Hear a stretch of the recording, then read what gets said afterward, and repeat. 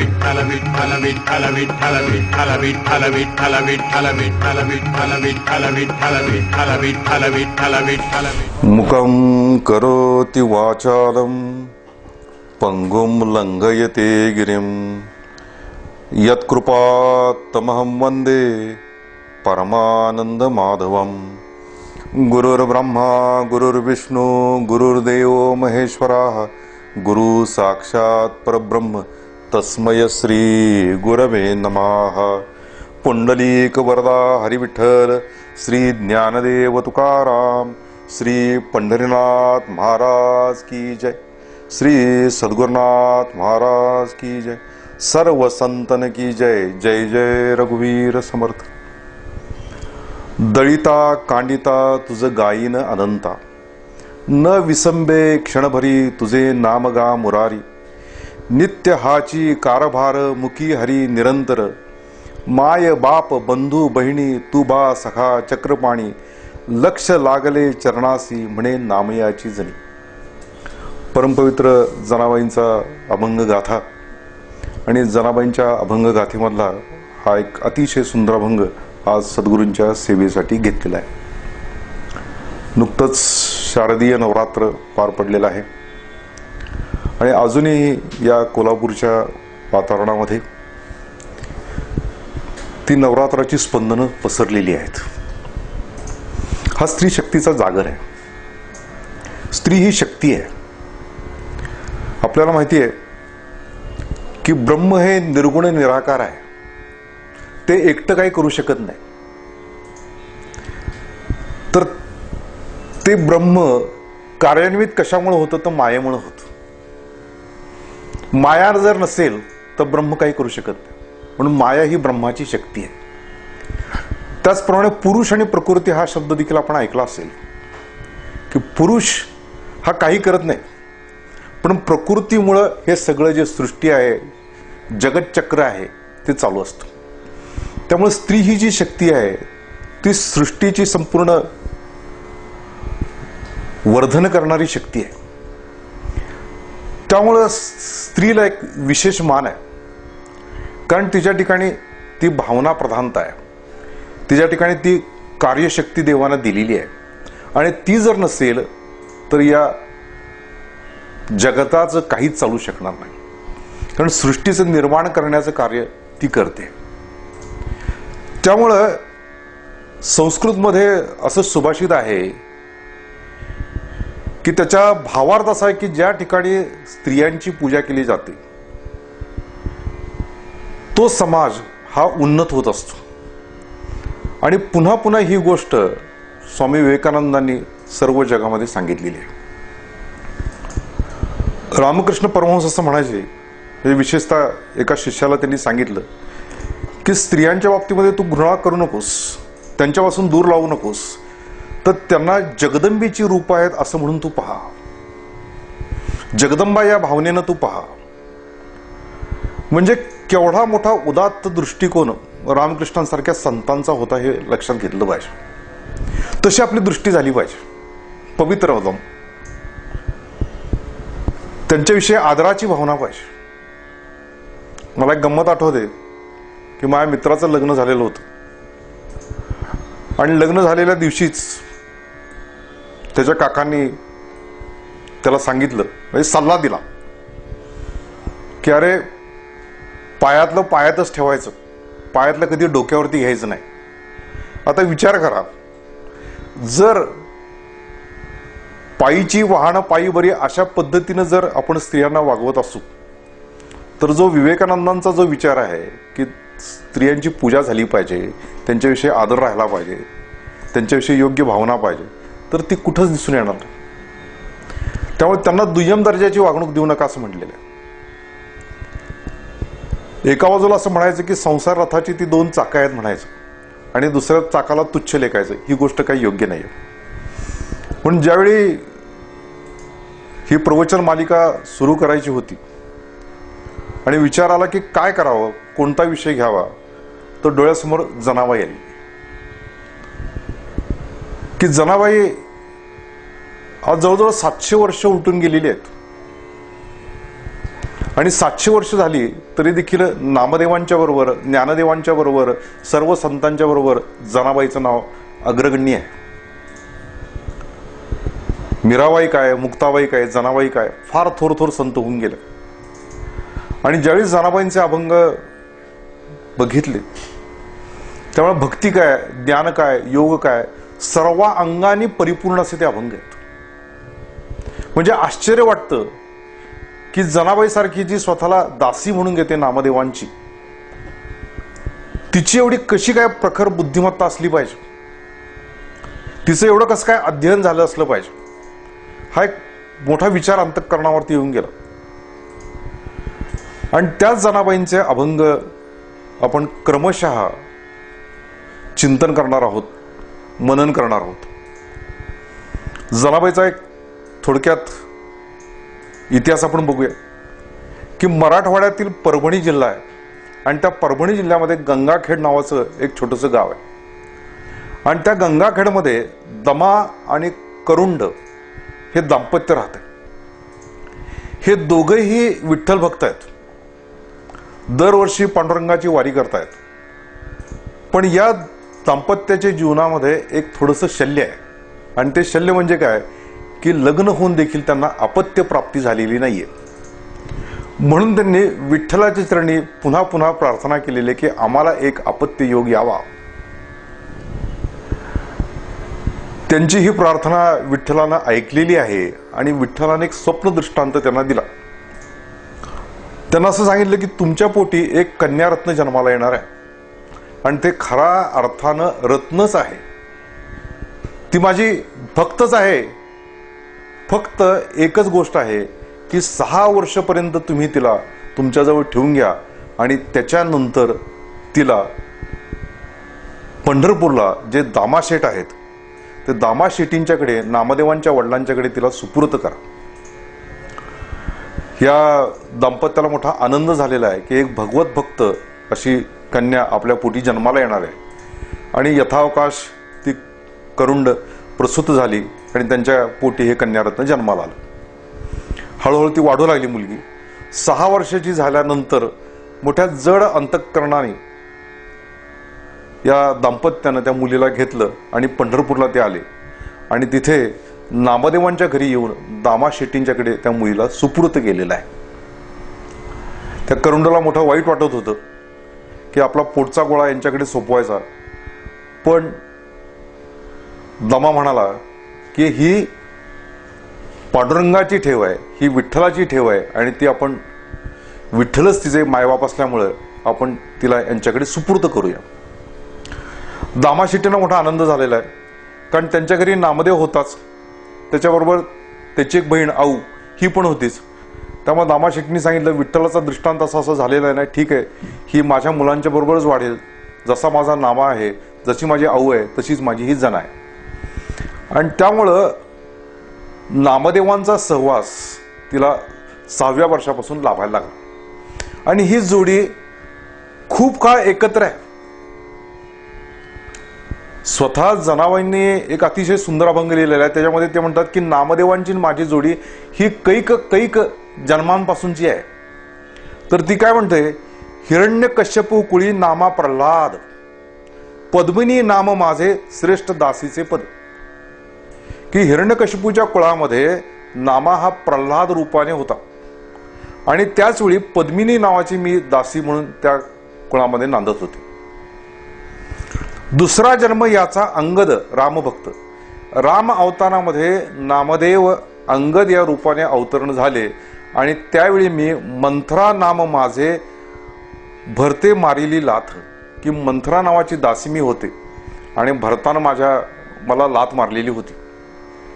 द्वापारी कृष्ण सेवा उद्धव जन्माला. की द्वापार युगामध्ये ज्यावेळी कृष्णांचा अवतार झाला त्यावेळी त्यांची सेवा करण्यासाठी उद्धव जन्माला आलेले आहेत. ते उद्धव म्हणजे नामदेवच होते. आणि कुब्जा नाम माझे देवे उद्धार केला.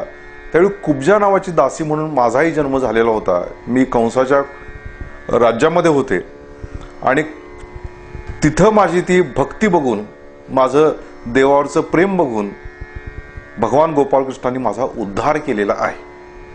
कलित नामदेव विठ्ठल चिंतनी.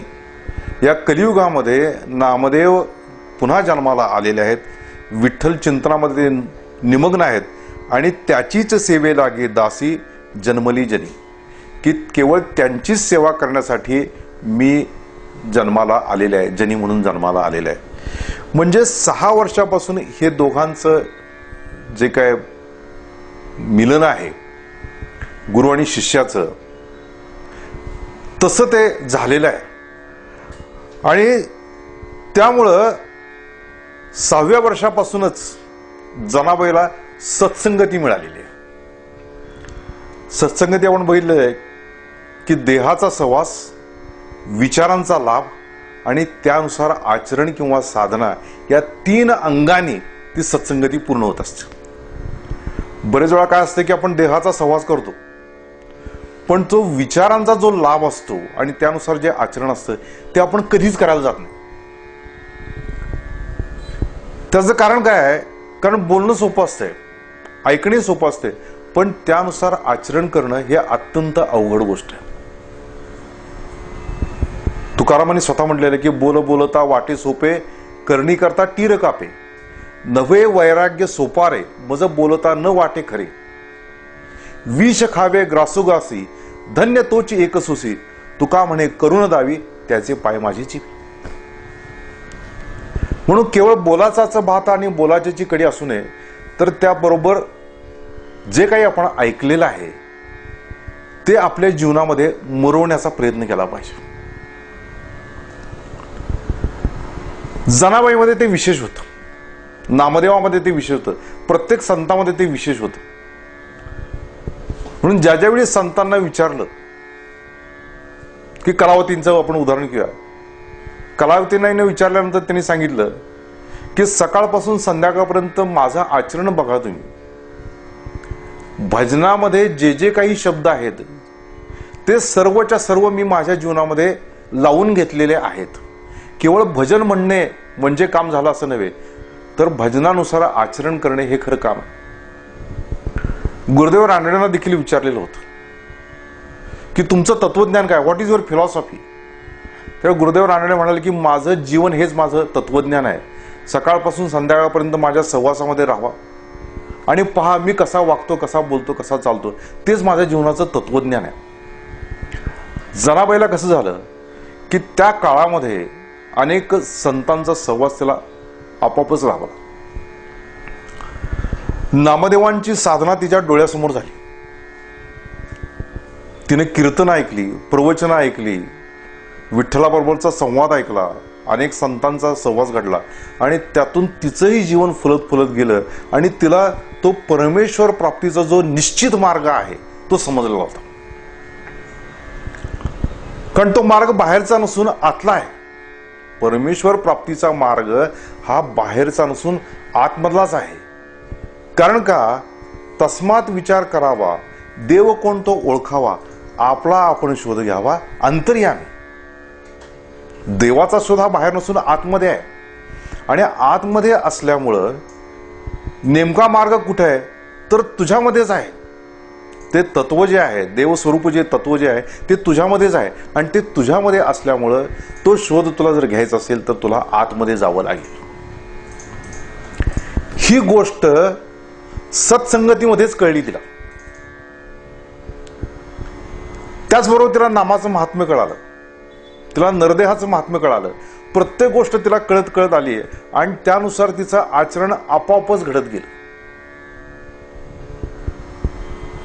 ब्रह्मचर्य पालन तर झालंच, ते अविवाहितच होते. त्यामुळं रोजचा जो संसार आहे, ज्या कटकटी आहेत, जो प्रपंच आहे तो तिच्या पाठीमागे लागला नाही. पण नामदेवांच्या घरामधल्या ज्या काही तो संसारातल्या ज्या गोष्टी आहेत, तिथल्या जे काही कर्म करायची होती ती मोठी तिने प्रेमाने केलेली आहेत, अतिशय प्रेमाने केलेली आहेत. त्यामुळे साहजिकच असं शुद्धतम जीवन जगता जगता तिला ती अंतिम अवस्था जी होती, अंतिम अवस्था कुठली तर जे देवाचं, देवस्वरूप नावाचं जे तत्व आहे आणि मी जे आहे, ह्या दोन्ही गोष्टी एकच आहेत. मी देह मन बुद्धी पलीकडचं चैतन्यच आहे, मी आत्मस्वरूपच आहे. ही जी अनुभूती जी आहे, हे जे ज्ञान आहे, ते तिला प्राप्त झालं. आणि मग जे काही प्रेमाचे भाव स्फुरत राहिले, शेवटी काय होतं, भगवंताच्या प्रेमात पडलं की आपोआपच ते काव्य स्फुरण होतं, त्या अभंगाचं स्फुरण होतं. आणि त्या अभंगाचं स्फुरण झाल्यामुळं अनेक विध अभंग तिचे लिहून झाले. साईड बाय साईड अध्ययन चाललेलंच होतं. आणि त्यामुळं ज्या काही कृष्णाच्या लीला असतील, ज्या पांडुरंगाच्या लीला असतील, ज्या संतांच्या लीला असतील, जे काही पुराणा वाचली असतील, जे काही बघितलं असेल, जी काही अनुभूती आली असेल, ते सर्वच्या सर्व तिनं त्या अभंगामध्ये उतरवायला चालू केलं. अर्थात तिने किती अभंग लिहिले हे आपल्याला माहित नाहीये, पण जे काही अभंग उपलब्ध आहेत त्याचा तरी अभ्यास प्रत्येकाने केला पाहिजे. त्यातला हा एक अभंग आहे, चांगला अभंग आहे. दळिता कांडिता तुझं गायीन अनंता. ती काय म्हणते, दळिता कांडिता तुझं गायीन अनंता, न विसंबे क्षणभरी तुझे नामगा मुरारी. नित्य हाची कारभार मुखी हरी निरंतर, माय बाप बंधू बहिणी तू बा सखा चक्रपाणी, लक्ष लागले चरणासी म्हणे नामयाची जनी.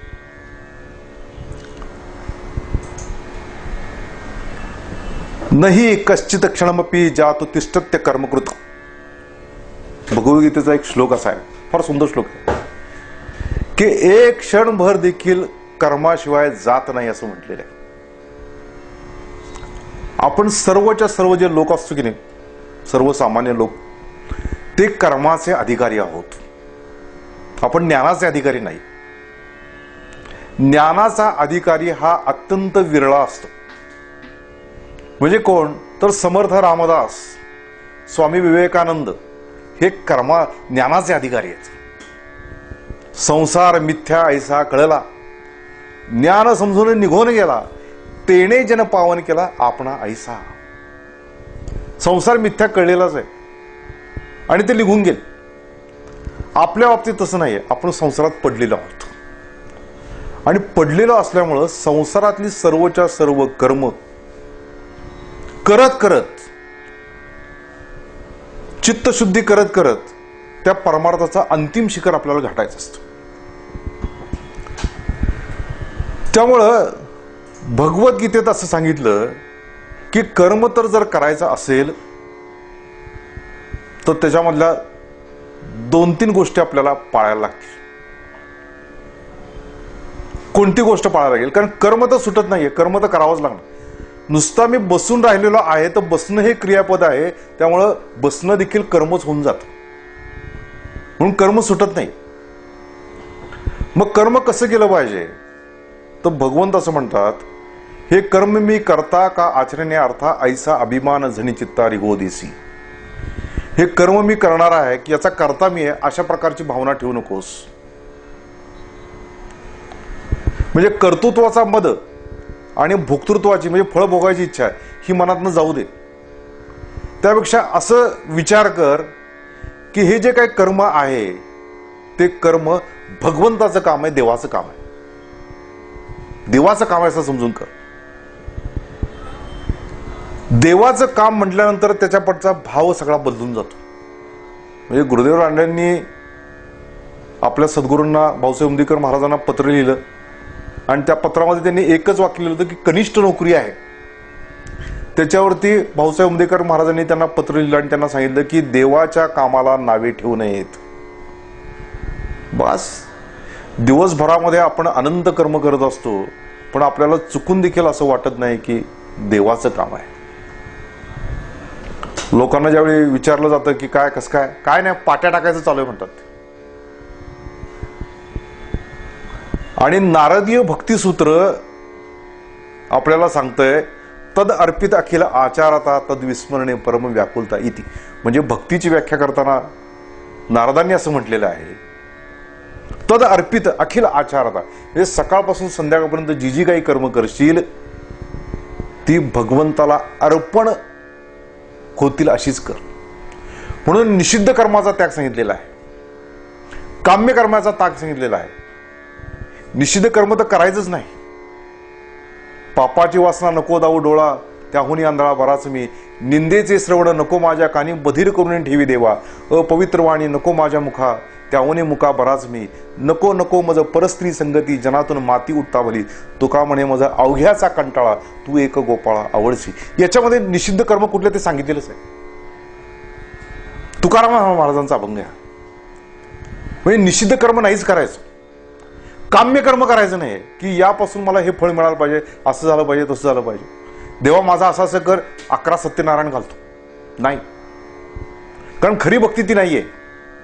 खरी भक्ती कशी आहे की गुणरहितम कामनारहितम प्रतिक्षण वर्धमानम, की ती 3 गुणांच्या पलीकडची आहे, कामनारहित आहे ती आणि दिवसेंदिवस वाढणारी. प्रतिक्षण वर्धमानम सूक्ष्मतरम अनुभव रूपम. पण जिथं जिथं कामना आली ती भक्ती नाही म्हणायची, ती भक्ती नाहीये. म्हणून कामना रहित भक्ती आहे. मग काय करता येईल? हे कर्म जे आहे ते भगवंताच्या स्मरणामध्ये करायचं. तया सर्वात्मका ईश्वरा, स्वकर्म कुसुमांची वीरा, पूजा केली होया परा तोषा लागे.